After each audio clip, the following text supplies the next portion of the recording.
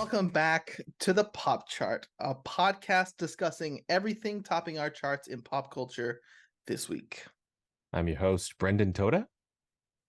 And I drink your milkshake. I drink it up. You know, I had another one planned for today, and then I got a milkshake. From Red Robin, apparently. Yeah, we grabbed some food at Red Robin. Yeah. So I drink your milkshake. That's how it is. Gourmet burgers and whatnot. You know, today I tried something for the very first time. I'm very predictable when I go to Red Robin. Mm-hmm. It's usually like the Whiskey River barbecue burger. Mm-hmm. Yeah. It's that one. If I'm not feeling like a burger, it's the BLTA croissant. Okay. And I've had a salad there, like a Southwest chicken salad. But today I got talked into fish and chips. Oh. The waitress was like, "Oh, it's like one of our signature dish." I was like, "I literally did not know you even had that." And they're like, "Well, we have a sandwich now." Yeah, they have a sandwich now that's the same fish as the fish and chips that's popular. But she goes, "Oh no, we're like kind of famous for this." I was like, "There's no way that's true." But I tried it, and I'll tell you, wasn't bad. Pretty good. Yeah, I was like, I can see why people like this. This is good. Pop Chart covers food one episode. And, that's right. Like we're go restaurant. Popular like temporary limited time dishes at these Americana restaurants. We'll call ourselves the Pop Tart, right? Like that's not taken. Sure. I don't think so. No, I think that's free and clear. Yeah, absolutely. What's going on, sir? How you doing? Well, yeah, what's poppin'? Just living life, doing things, changing diapers, wiping butts and stuff. Wiping butts, that sort of thing. I mean, only one person's butt, and that's right, my kids, right. But it's not like I'm making a habit of this. Like, hey, who needs a wipe? Who needs a butt wipe? Anyone need a butt wipe? Yeah, nothing like that.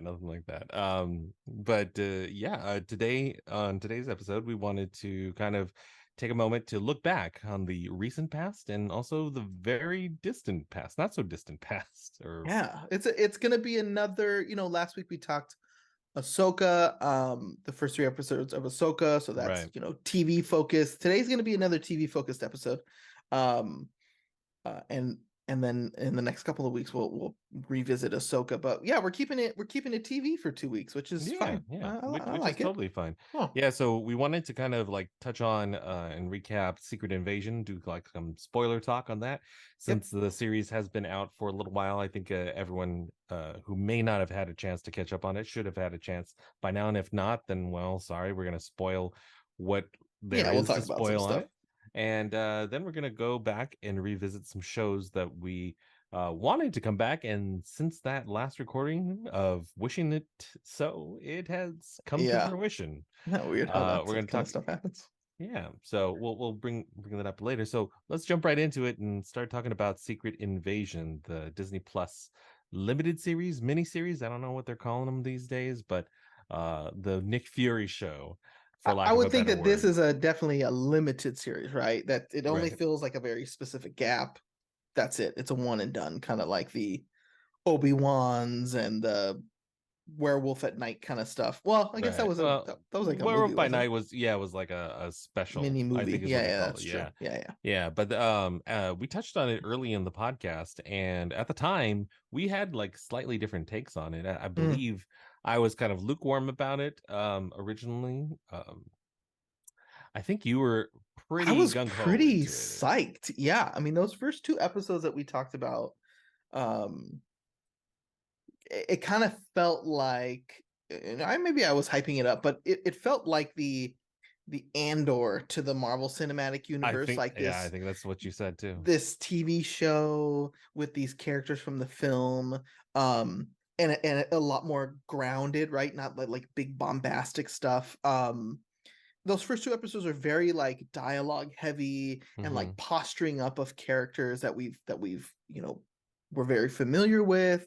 And so I love that. I loved people talking and that being kind of the central aspect of it. And I was limited series coming out, Marvel's people talking at one another. So I do remember being really, really excited. Those 2 first episodes got me amped. And then subsequently everything that followed that felt like it undercut those first two episodes, like really set up for like, wow, this is going to be something really interesting and different. And Mm-hmm. then it didn't really feel that much. And then it just towards those last, really the last episode was just piling on things, and it just felt like very slapped together Mm-hmm. and very just like, what else can we throw in this thing? What else can we do? What else can we do? um and it just, like, I felt like it just kind of stumbled, tripped, and fell Right, on its right. face. Yeah. And it's interesting, we're talking about it, but I'm finding it hard to like like specifically say like these were the things I remember the most, because I know it's only been a couple weeks since the finale was on, and Mm-hmm. it's like Mm-hmm. shrunk in this, shrunk on. It's a Yeah. distant memory, which Yeah, is super disappointing, for because sure. you know it was set up to be something like that, felt like it was right up my alley, and then it kind of just like, nope, not so much. Yeah, and I don't know, like I feel the same way that you do in the sense that it wasn't the series that I wanted it to be. I think specifically because um these Marvel shows, the ones that haven't clicked, just don't feel consequential to me. Um, like we talked a little bit about that in Ahsoka last Yep. week's episode, where what she does and like what happens in the series does feel like there are going to be greater ramifications into other shows. And not that every single story needs to be like that, but like just the way that they've always presented the Marvel projects were, you have to see everything in order to kind of get the best experience and have the most enriching thing by the time you hit something like Endgame. But with this, it just feels like what exactly happened. Like, that's going to be different for Nick Fury when we see him next in the Marvels in November. To me, freaking Nothing. nothing, He's nothing. they have a tendency to like leave the main characters that the show's about in the exact same spot we left them in the films, right? With very little context needed. And Mm-hmm. then the characters that they're adding to these shows, right? Like this specific one, like Amelia Clark's character, Mm-hmm. Gravik's character, I forget the name of the actor. Mm-hmm. Um, like they end up being complete throwaways, right? Mm-hmm. The show sets them up to be like, hey, maybe these people cross over into the next thing, and it's like, no, they're always just kind of like, off you go. Thanks for the 6, 8 episodes, and now you're Yeah. gone. And all we need to do is like a launching point for this character. I'm like, there's no reason for it. Like almost most of these Marvel shows, I would tell people if they ask me like, "Oh, should I see that to understand that?" I'm like, "No, no, Mm-hmm. you don't need any of that." Yeah, and unfortunately, Marvel is the victim of its own success, I would say. Mm-hmm. Because we have so much reference and compare it to itself. That's where it's like, well, this is one of the reasons why I think they were more successful earlier on, right? Every time you met up with the characters and there was a significant change, that's when people started paying more attention. So the comparison that I would say is like, use Iron Man or Captain America, unfairly or unfairly. Like the most memorable moments in their film series are when they drastically change, and then it means Mm-hmm. something moving forward. You Yeah. you compared the series to Winter Soldier, not the character but the movie, and there's a big change in that. Where again, spoiler Huge. spoiler for a movie that's shockingly again almost 10 years old. Yeah, yeah, yeah. uh Shield is compromised by Hydra, and that carries through way further into the MCU, right? Yeah. And especially since the title or like the namesake for Secret Invasion is another consequential type of storyline from the comics, I know I was expecting something that big. I knew it was a Disney Plus series. I knew that the other Disney Plus series haven't had a habit of like doing really big swings, but I was really hoping that this would be the exception to the Yeah. rule and not just like all the other ones. Again, with the catalog of Disney Plus shows so far, I've enjoyed just about all of them, and there's stuff to enjoy in this one too. But Oh, like sure. the standouts are the ones that seem to be consequential. Loki, which is just coming back for season 2 in a few weeks. That one seemed consequential. We learned more about Kang and all of his variants Mm-hmm. from there, and it carried through. We learned more about this version of Loki and his variants, and Sylvie, and a new character that is introduced in a way that is like compelling, right? And she makes choices that affect the storyline. Whereas like this one, I'm hard pressed to say like Nick Fury. Sorry, I shouldn't call him that. Fury was Fury, yeah, I ever call it Fury. was ever in a position where he had to make a tough choice or a tough call. Like he's just watching stuff happen. And spoiler now, if we're going to go fully into the spoiler talk, Maria Hill dies, and it's tragic, it's terrible, and yeah, though that's consequential, I suppose, but it's just like he spends like no time mourning her. Grieving, zero. Other characters from the MCU who should be broken up about this, not just her mom who we've never met.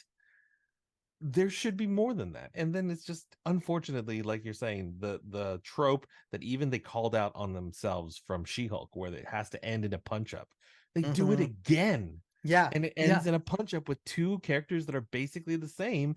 And it's just like you just lampshaded that in like the last really good series. I really enjoyed She-Hulk. Same. um but God, like guys, like you can't Take a can't hint, guys. Look. you know better than this is what it is. And so that's why I'm like still struggling to like keep my enthusiasm up for these shows. I'm excited about like the characters and like some of the subject matter, but this execution or this format is not really working for me and the Marvel stuff. The movies are Mm-mm. still fun. I still like this year's releases. Ant-Man, for all of its faults, I really enjoyed. Mm. Guardians is right up there with all the greatest stuff that's come from the MCU. And I'm really looking forward to the Marvels because it's another team up of characters that have come from more consequential series like Miss Marvel and Sure. WandaVision. Yep. So it's just like that's the stuff that I want. And I might start like not being as excited for the other Disney Plus shows for Marvel specifically. I will disagree with you that Ant-Man is good because I think Oh, Ant-Man is terrible. I think Ant-Man Quantumania is hot garbage, except wow. for Jonathan Majors, who I Sure. think is good in pretty much everything he's doing. Mm-hmm. Um, so I think that Marvel's, in my opinion, Marvel's struggling the last couple of years. Guardians is kind of the rare exception. I will agree with you on that. And to kind of play devil's advocate a little bit with Loki, as much as I love that show, and I think you're right, it is one of the more consequential shows that's actually giving us new things, right? Mm-hmm. Things to be excited about. Mm-hmm. That character is not in between anything, right? That character, we know exactly where that character's end is. So I feel like Marvel has a lot of freedom to be Mm-hmm. like, we can do kind of whatever we want because he's in this different timeline, this different realm, and we can go crazy with this character. And at the end, he comes back here and is killed by Thanos. Like, that is, I mean, we can spoil Endgame too, right? Yeah, yeah, yeah, sure. I think he So, actually died in Infinity oh, War, Infinity War. Yeah, you're right. but It's like Infinity War. So I it feel may like you not can. end that way though, right? Like he might, this variant of Loki may end up completely different. I don't think he'll show up in the movies again, No, but that's what I'm but saying. Like I yeah, think they can go anywhere they want, yeah, which is like this wide open book. Whereas like we can't go anywhere we want because Nick Fury always has to end here, and mm, this character always has to end here, and Captain America always has to have the shield from Steve Rogers. Like it right, right, always right, has to be here. We can do some cool things in between, but at the right, end of the day, this is where that character ends, and we yeah, must because they've got more movies. She's got more yeah, movies, whatever the case may be. So I feel like Loki has that benefit of kind of being like, just the Joker card and just kind of Jokers are wild and stuff like that. So, yeah, yeah. um, but yeah, I mean, like you said, doubling down on the things that I think are tired and played out, Mm-hmm. right? That last sequence wasn't even interesting to me, right? Where Gravik and Amelia Clark's character, I'm sorry, I'm forgetting those characters' actual names or character names. I think they had some fun with like their matching powers and things like that, but it was so uninteresting to me. I didn't care Oh my what God, happened to yeah. either of these characters. I was like, I really don't care what happens to either one of you. When she puts on, this tiny little framed Amelia Clark puts on Mm-hmm. a giant freaking Drax the Destroyer arm, I was like, Yeah. oh no, oh no. Somebody thought it sounded cool on paper. No one thought what would this actually look like I'm telling for you, I bet that real. concept art looks cool as shit. Right? Somebody's gonna release it and be like, hell yeah, look how cool that could be. What a unique idea. And then just the execution of it just fell a little bit flat. And I think I was hyped because I felt like this was gonna be the Winter Soldier equivalent to the show, and I did not get any of that. Not a bit. Boy, there's been some pretty high highs for superhero media this year and pretty low lows. That between Emilia Clarke's Drax arm and falling babies with the Flash, like, whew, it's been a little rough. Falling babies with the Flash. That's just Solid. That one's still stuck in my head. It just came out in Max again, and I was like, no, I'm good. I don't need to see it again. I haven't watched it either. I'm like, oh look, the Flash. I'm like, cool. You didn't really like that one. I was like, cool. No. Somebody else enjoyed that one. I'll get around to it eventually, I guess. I was so excited for it too. Man, what a bummer. So what do we have? What does Marvel have next? So next is supposed to be the Marvels in November, which again, the cadence kind of like finally slowed down because literally I remember 2022. They had to like slow down. Well, because like in 2022, I was watching everything that I still watch everything that they're releasing. Who am I kidding? Sure. But they had something new literally every month, and they were even overlapping with each other. Yeah, right. That's true. Like I remember, like the Hawkeye series was in the midst of its run when Spider-Man came out. Right. I remember that like one month it was. Boy, that was a lot. Yeah, it was like back to back to back. Every month it was like something, either a movie or a series or something, and they really tried to like capitalize on it quickly, but. Yeah, it's a little bit much. So the other thing I'm excited for Marvels because I think too. like you said, Ms. Marvel is one of the better Disney Plus shows. For sure. Full stop, not just Marvel. I think just full stop Disney Plus shows. Ms. Marvel is great. You're getting introduced to a character similar to She-Hulk, right? They don't have this pre-existing baggage of being in the movies and having to be shoehorned in a certain way. So I'm very excited for that character just as a whole. You get Monica Rambeau back from WandaVision. Yeah. And then of course I'll go to bat for Captain Marvel all day long as being one of my favorite characters in the MCU. So to have them both back and you know, it'll be interesting to see how these three strong female leads compared to the current ones that we're watching on a Disney Plus show, and how great those three ladies in the Ahsoka show are. Yeah. And see kind of how that, you know, see what these different creators can pull out of that, you know. Should be interesting. Right. Yeah, and then after that, I know that Armor Wars is supposed to come out soon, and excuse me, Armor Wars switched to a movie. It was supposed to be a series, yeah. And so I'm pretty sure Ironheart is supposed to be coming up soon. She was introduced in Wakanda Forever last year. Okay.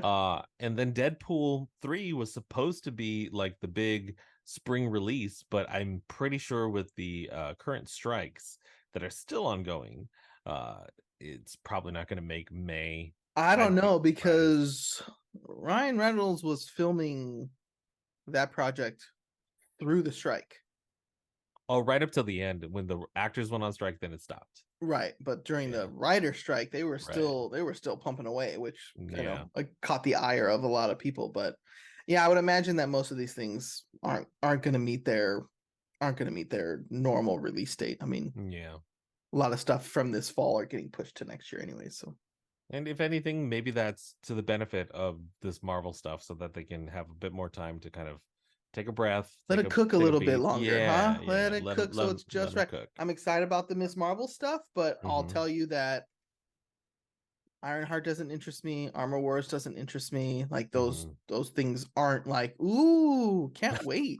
Ooh. I'm not. I'm like, man, okay. Especially if they're Disney Plus shows. Like right now, I'm just like, oh, Marvel, keep making them. I don't know if they're for me at this moment. Yeah, what a weird world to live in, where the Marvel stuff is now kind of on a downswing and the Star Wars stuff is kind of like on the upswing. So yeah, I'm feeling it. Here for it. So should we travel back in time? I think we shall. I mean, speaking of like Ahsoka and time travels. Yeah, we're gonna go in the way back machine and go way back to the year of 13. 2013. Brennan and I were in the were in the midst of hosting a YouTube show, not unlike this, but we were Yeah. in the same room and we were talking about very similar things, guys. Geeky crap. We were Yeah. playing games. I mean, one of the hashtag taglines comes from best geek vlog ever.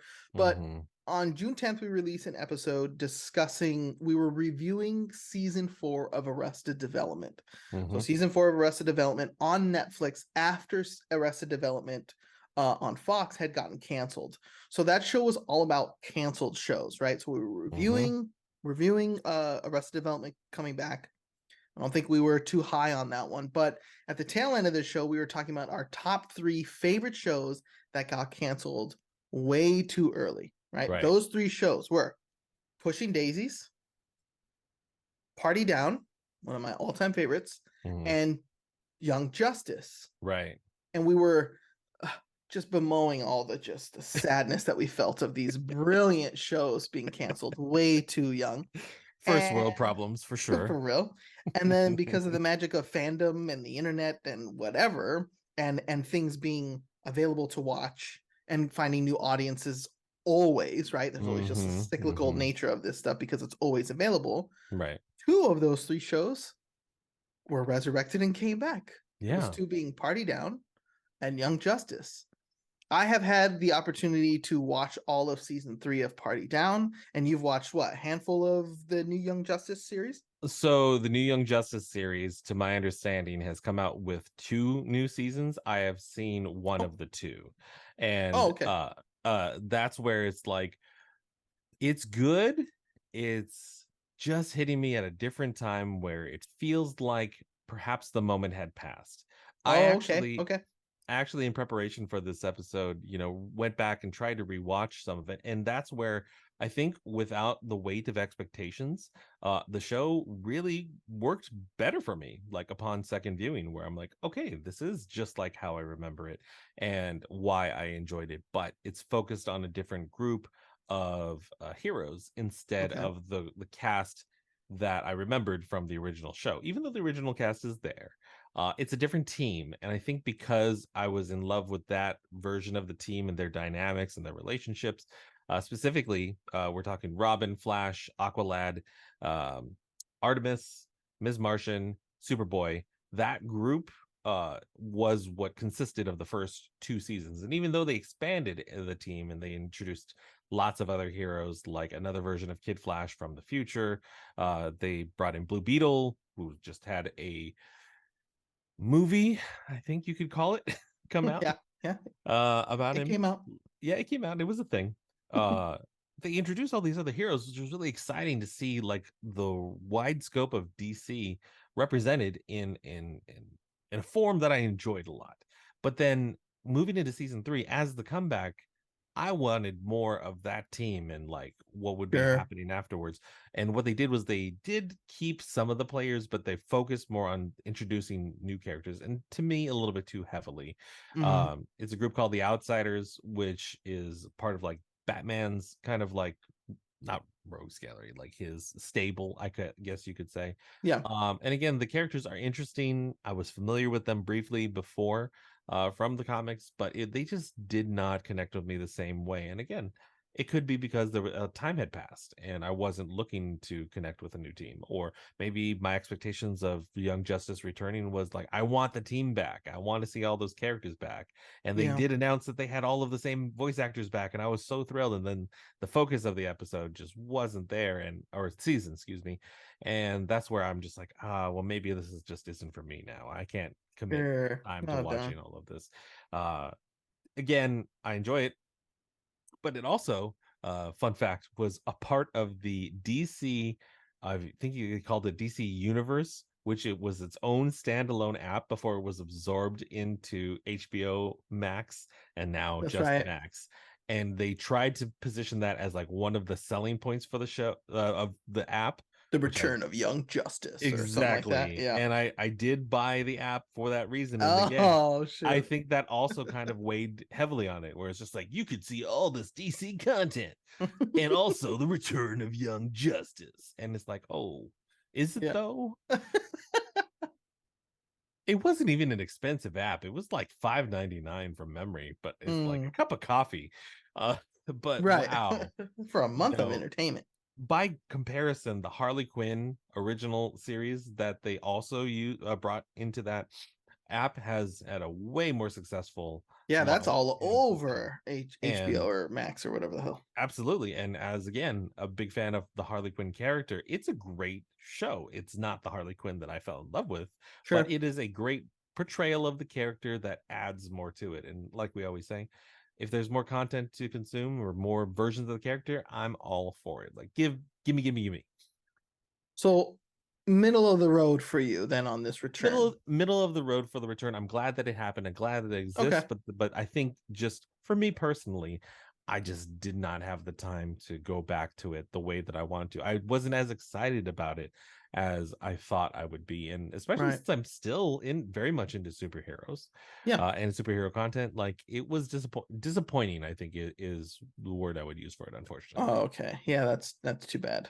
Well, at least one of us I had was gonna say, but your an thoughts on Party amazing Down? experience Yeah, because Party Down. boy oh boy, 10 years later, this show they did not skip a beat. Did not skip a beat. It almost feels like the gestation period works so perfectly. They really it wasn't like, the following year, here's this show. No, they took the time. All these people are in different places when they get back, right? So Party Down is about a bunch of like wannabe actors and writers or struggling actors and writers who all have jobs as caterers, right? Not an uncommon story. Um Right. Stars Adam Scott, Lizzie Kaplan, Megan Mullally, Ken Marino, who's like the absolute shining star of this show. Mm-hmm. But it's interesting because all these people wanted so much out of their lives and they just none of them were getting it. So the first episode starts back and everyone seems to be in really good spots, right? Adam Scott's character has quit acting even though Mm-hmm. he's really good in the show, very good. He quit, he got married, he's a teacher. You're like, oh, that's good. Okay. Lizzie Kaplan's character is on an SNL show. Oh, great. Uh, One of the actors is they're catering a job for one of their former employees who's starring as a huge like superhero, right? So all these people in like very good, nice spots. And you're like, wow, this is lovely. But it's also season one, and none of the main core actors except for Ken Marino are working at Party Down Catering, which Mm-hmm. has to drastically change here because we have 7 more episodes to watch, right? So it's Sure, like sure. something's about to change, right? So of course, the main character at his like big party that's being catered gets canceled. Video of him resurfaces. He gets canceled literally at the party, Literally cancel and then like culture. almost recast in that same exact moment. Wow. And then it's COVID. So episode 1 happens, right? Everything's so nice. You Mm, feel like everyone is exactly where they need to be, right. not working at the catering company. And then COVID happens, and all these people who had work that specifically shut down because of COVID are now in need of jobs, right? So episode 2 flash forwards to the end of lockdown, and all these people are back at Party Down Catering No, because is one of them okay. got canceled. One of them quit, it's like, no, I can't do the teaching thing. It's so well done. So they So, basically gave all the characters a happy ending and yes, then immediately undo it in the first using episode. reality of Yes. COVID. Yes. And Wow. cancel culture is there. Wow. Yeah, so it's like the first episode of the season, you're like, wow, everyone got kind of what they wanted, but at least they're in Mhm. at peace with their decisions. Right. And then it was like rug. And here we are. Everyone's back in their white t-shirts with their pink bow ties at Party Down Catering. And it never skips a beat.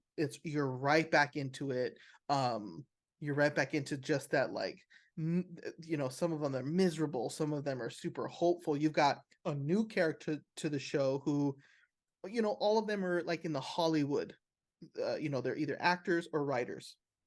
well, the Gen Zers have no interest in being actors. They just want to be content creators. So they got one of the one of the employees Okay. who's just always filming himself, right? He's Mhm. TikToking, he's trying to go viral because that's all that matters. Right.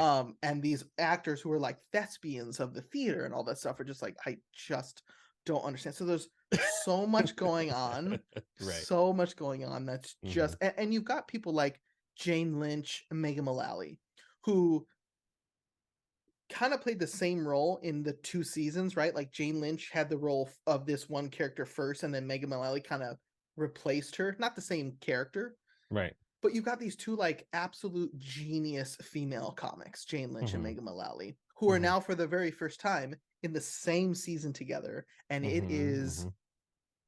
absolutely masterfully done. Like every single one of these people, including one of my favorites, Martin Starr, um, from Freaks and Geeks and Silicon Valley, is like hardcore sci-fi writer, right? He Mhm. doesn't deal with like Star Trek and Star Wars bullshit. He's like hardcore sci-fi.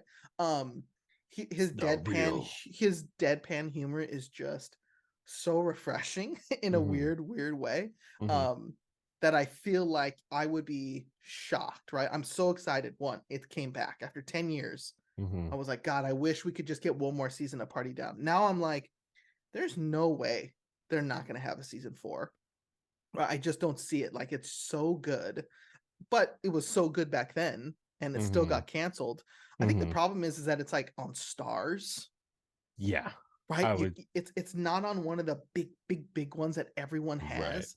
You have to like side rent Stars via Amazon or something to get it.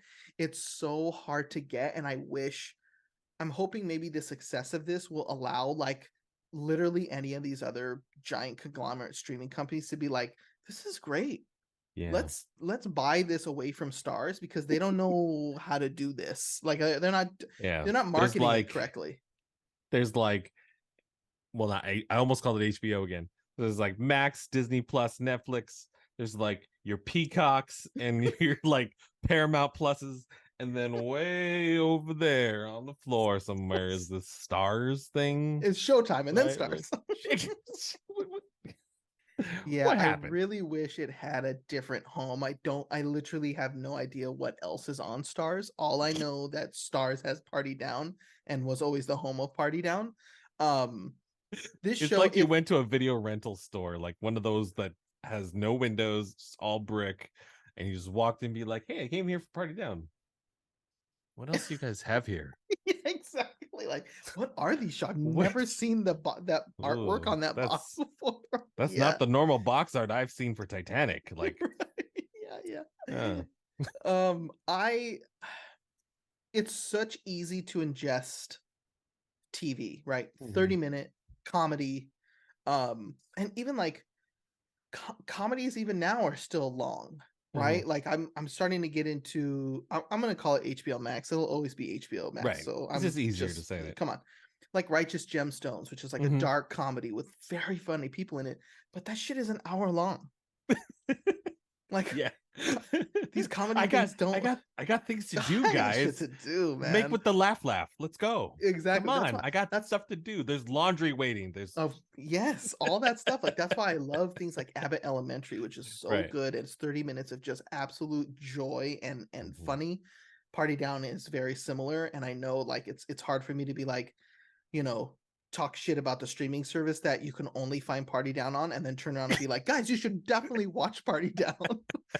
Because people are gonna be like, how do you want me to do this? Listen, you can get a 7-day free trial of Stars Can via I your buy it in a Amazon box? subscription. Can I go to Target and get it in a box, please? I You know? you know what? I don't know if you can do that, right? So many of these streaming shows that were on these kind of streaming things, you can't really get the physical media for, which is its No. whole shit. I feel like we could fill a whole podcast about that stuff. Yeah, Um, media preservation for sure. but I do think that you can buy Party Down on physical media. In fact, I almost think that The the original first run, two, not this new one, right? yeah, oh, definitely not this new one, but there's a part of me that thinks that, yeah, okay, so you can, if you have Hulu, if you have the Hulu subscription, you can watch Party Down on Hulu. and then Stars via Amazon Prime. I mean, you can watch it anywhere you want to, but if you already have Hulu, get on the first 2 seasons of Party Down. Borrow somebody's freaking Hulu password, or if you're one of those weird people who just already subscribe to Stars, enjoy Party Down because it is so good. You and the 10 other people who know that it exists. Listen, Enjoy. I'm online right now for $3. You can get 3 months of Stars on stars.com, which is more than enough time to watch 3 seasons of a half-hour long, incredibly funny show. It's not even like a whole cup of coffee. It's like the little syrup add-on that you have to It pay is. It's the for, you add-on. know? If you put sweet cream cold foam and a vanilla syrup pump, that's $3, guys. Listen, this episode brought to you by Stars, apparently. We're gonna get sponsored eventually. Yeah. Yeah. All right. So to wrap it up, I'm Yeah. gonna have to say that since our powers of our willpower and our desire to have another season of a show manifested into these two middling or not matching quality. Not matching because Party Right. Down up here. Yeah. Part of me wants to say we need to make another prediction to Ooh. say what we want to Okay. return back from the dead. And to give you a little bit of time, I don't think that this is a good idea, but I still want it. Okay. Parks and Recreation somehow has gone off the air in 2015. Now, I've gone on record as saying that, like, or maybe I haven't on record. I'm going on record now. Okay. The last episode of Parks and Recreation is maybe the most satisfying, maybe Oh not the God, best, but the yes. most Mm-hmm. satisfying ending I've ever seen to a show. Maybe not be the perfect ending, but it certainly was satisfying. And based on what you just said about how Party Down immediately does it for its characters, I don't want that to be undone. So here, instead of saying I want another season of Parks and Rec, I would very much like just a special, like not even a mini series if it doesn't have to be broken up into multiple episodes, but just get the gang back together and do something. Right? I don't want Well, one of those reunion shows like they did for okay. Friends and Seinfeld and stuff Well, like this. they did the COVID episode, the Parks and Rec COVID episode, which was very well done. But it was just an episode. But I could Yeah, see, I get what you're saying. I get what you're yeah. saying. I was like, that would be what I would want. That's what comes to mind Okay. first. Now, I don't know if you would necessarily want to have the same treatment for, like, say, The Office No, or no. The yeah, Office had its run. It's one of my favorites, but those latter episodes just kind of right. so no, The Office had its time, more time than Mhm. it actually probably deserved. But um I will say one, I agree. I would love to just hang out and spend more time with the Pawnee, Indiana crew, like absolutely 100%. But they do a good job in those last episodes of I mean, I think that those last episodes take place in 2023 or something crazy like that, right? I think. Now I'm gonna have to Um go look it up. yeah, I Go think ahead. it flash forward so much, but for me, Mhm. and this is, if we're just manifesting things that we know probably will never happen, I would just Who's love to to say? see what the creative team behind Freaks and Geeks could do by Mhm. just putting those characters in the same place again. Um and just letting them cook, man, because I love that show so much. I mean, I think I even loved and Undeclared, Judd Apatow's Undeclared even more. But Freaks and Geeks, I would love to see, like a high school reunion of those characters coming back and hanging out with each other because boy oh boy, it would be expensive because all those people, literally almost every single one of those people are big deals now, like really big But deals. at the same time, like, if for Freaks and Geeks, like, wasn't Seth Rogen a part of Yeah. that? Yeah. Like, maybe him being a big deal is a good way to, like, use his power. He resurrected the turtles for us. Who's to say That's right. that he couldn't just get his friends back together? Like, But like Jason Segel, Linda Cardinelli, John Francis Daly, Martin Starr, like those mhm. people would probably come back and be like, "Scale, we'll work for Scale for a reunion of Freaks and Geeks. Let's Right. make it happen." So that would be my request to the putting that out in the ether. Gotcha. Gotcha. I have looked it up. Thank you, Wikipedia. One Last Ride, the last episode of Parks and Recreation that aired in 2015, does include sections where it fast forwards to further years. Now, 2023 is one of the years that it stops by, but Then it goes even it further. keeps going because it goes all the way to even 2048, Oh shit! where Leslie and Ben attend the funeral of Gary, who continued to be the mayor of Pawnee until his death at the age of 100. Oh, that's right. That's right.